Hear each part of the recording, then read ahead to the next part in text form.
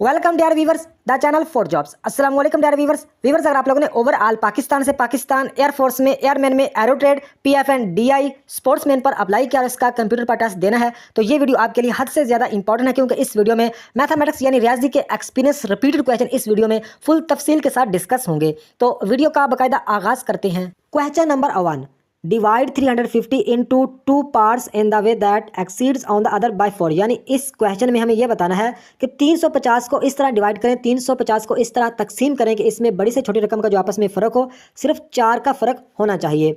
तो देखिए इस क्वेश्चन को आप 2-3 तरह से हल कर सकते हैं। एक तो तरीका यह है कि 175 यानी 175 और दूसरी साइड में भी लिखें 175। अगर इन दोनों को आपस में जमा किया जाए तो जवाब 350 ही आता है। तो देखिए 175 में अगर 2 को माइनस कर दें, आगे जाके इसी 2 को 175 में जमा कर दें तो पीछे रह जाएगा, यहाँ पे रह जाएगा 173 रह जाएगा और आगे जाके 177 बन जाएगा। तो यही हमारा राइट आंसर बनता है 173 और 177। एक तो तरीका यह है कि इसमें 4 का फ़र्क आ रहा है और ये इसको प्लस करें तो 350 बनता है। दूसरा तरीका यह, इस तरीके से अगर आप हल नहीं करना चाहते तो ऑप्शन में से आपको मतलब एक इस तरह देखें कि जिसमें 4 का फ़र्क भी हो और आपस में जमा करें तो 350 बने। तो इस तरह भी आप इसका आंसर तलाश कर सकते हैं। उम्मीद है कि इस क्वेश्चन की आप लोगों को समझ आई होगी।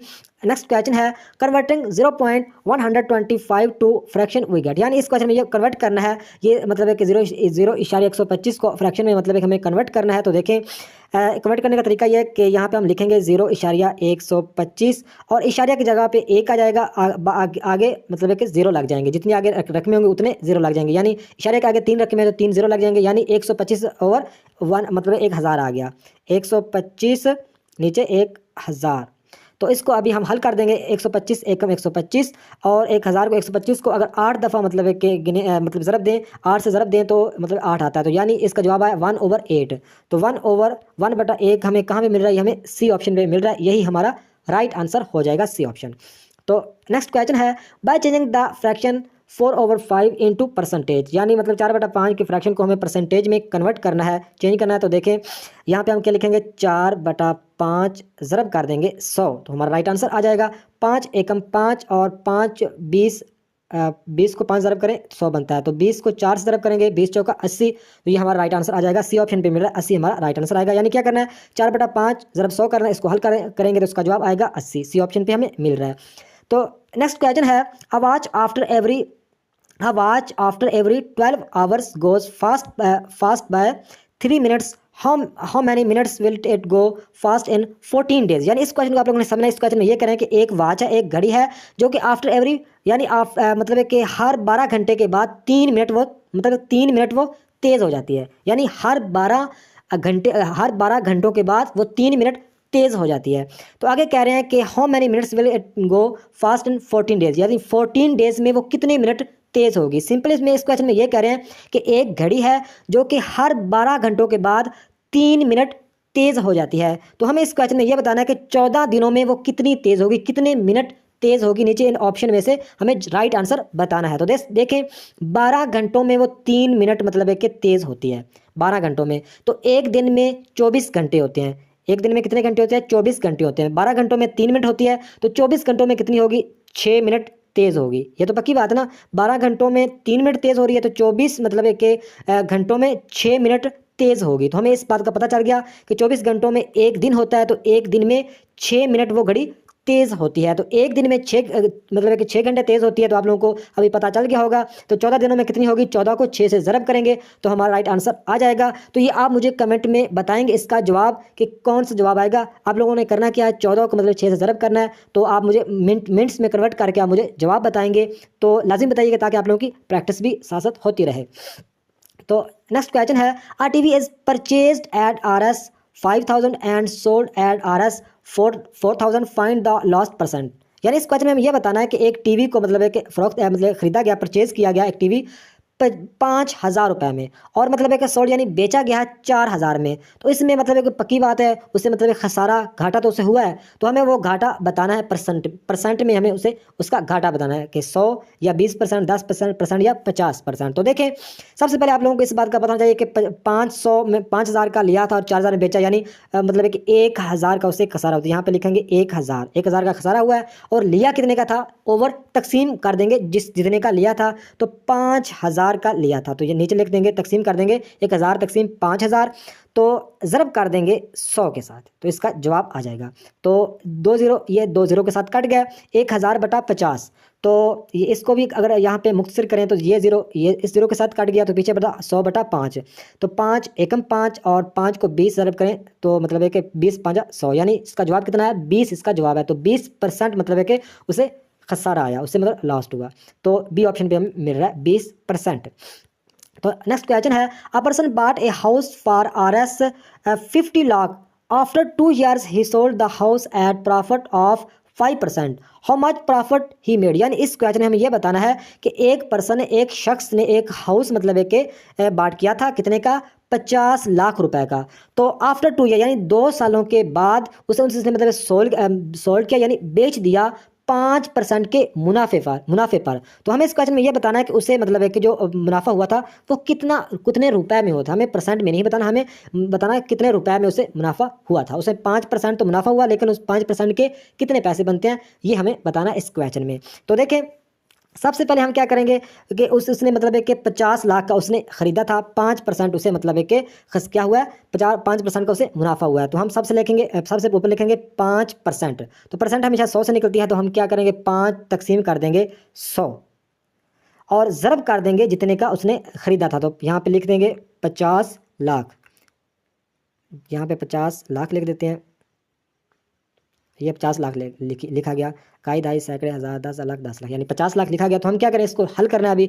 ये 2 ज़ीरो एंड वाले 2 ज़ीरो से कट जाएंगे और पीछे मतलब रह जाएगा काई दाई सैकड़े हज़ार 10, यानी मतलब है कि 50,000 को हम 5 से ज़रब करना है। तो 50,000 को 5 से ज़रब करेंगे तो हमारा राइट आंसर आ जाएगा। तो ये इसका कितना राइट आंसर आएगा आप मुझे कमेंट में ये भी बताइएगा। अगर इसको हल करेंगे तो थोड़े से मतलब एक टाइम ज़ाया हो जाएगा। तो सिंपल आप लोगों को तरीका इसका बता दिया। तो नेक्स्ट क्वेश्चन है, इस क्वेश्चन को आप लोगों ने समझना है, काफ़ी मतलब एक इंपॉर्टेंट और काफ़ी मतलब एक ट्रिकी क्वेश्चन है। इस क्वेश्चन को आप लोगों ने समझना है। 3 candidates in a election received 1136, 7636 and 11628 votes respectively.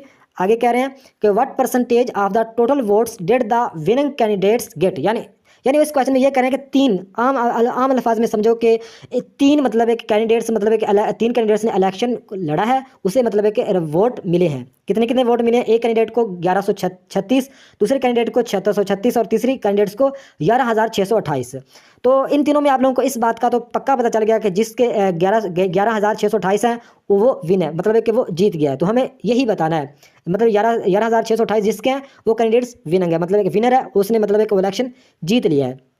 तो यही हमें इस क्वेश्चन में बताना है कि what percentage of the total votes that the winning candidate, यानी मतलब है कि जिस कैंडिडेट ने मतलब एक इलेक्शन को विन किया है उसकी मतलब टोटल परसेंट मतलब टोटल वोट्स में से उसकी परसेंटेज बतानी है। सिंपल मतलब है कि यहाँ पे कह रहे हैं कि what percentage of the total votes, यानी टोटल वोट्स ये तीनों है ना, ये मतलब है कि तीनों आदमियों के वोट्स हैं, इनमें से जो मतलब है कि जीता है विनिंग, यानी जो विनर है उस कैंडिडेट्स की हमें परसेंटेज बतानी है। इस क्वेश्चन में नीचे ऑप्शन है 57%, 67%, 70% या 40%।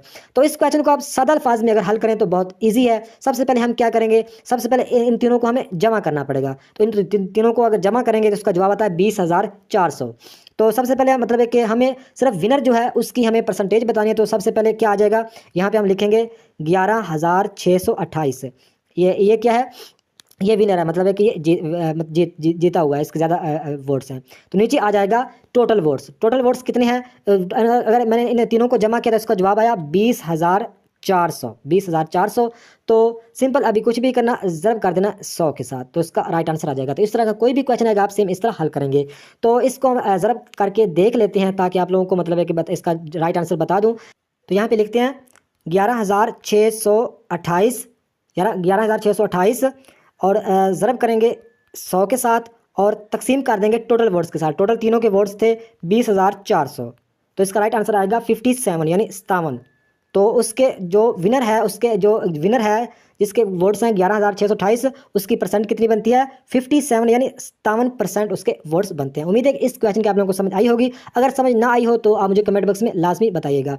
तो नेक्स्ट क्वेश्चन है कि 4 + 4 - 4 × 4 और तकसीम 4।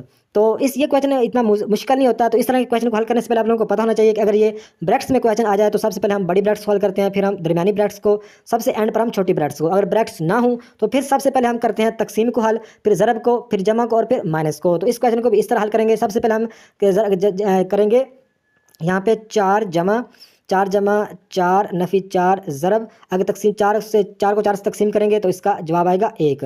तो आपको सिंपल इसमें यहाँ पे बता देता हूँ कि इसको अगर तकसीम करेंगे 4 को 4 से तो 1 जवाब आएगा, 1 को हम इस 4 से ज़रब करेंगे तो 1 चौका चौका यानी फिर 4 आएगा, 4 में से 4 को नफ़ी करेंगे तो 0 बच जाएगा, तो 4 जमा 0 4, इसका राइट आंसर आता है 4। तो इसको आप खुद भी हल करिएगा तो इसका राइट आंसर 4 ही आएगा। नेक्स्ट क्वेश्चन है, if 4 people can do a work in 40 minutes then 8 people can do the same work in dash minutes. यानी इस क्वेश्चन में ये बताना है कि 4 जो पीपल हैं वो मतलब एक काम को 40 मिनट्स में करते हैं, तो 8 पीपल उस काम को कितने मिनट्स में करेंगे। तो इस तरह का कोई भी क्वेश्चन है आप सेम मतलब एक तरीके से हल करेंगे। बहुत ही ईजी क्वेश्चन है कि हम क्या करेंगे, 40 को 4 के साथ ज़रब करेंगे। तो हम यहाँ पर लिखते हैं 40, 4 ज़रब 40, नीचे कर देंगे 8, तो 8 एकम 8, तो 8 5 40, तो 5 चौका 20 इसका राइट आंसर आ जाएगा।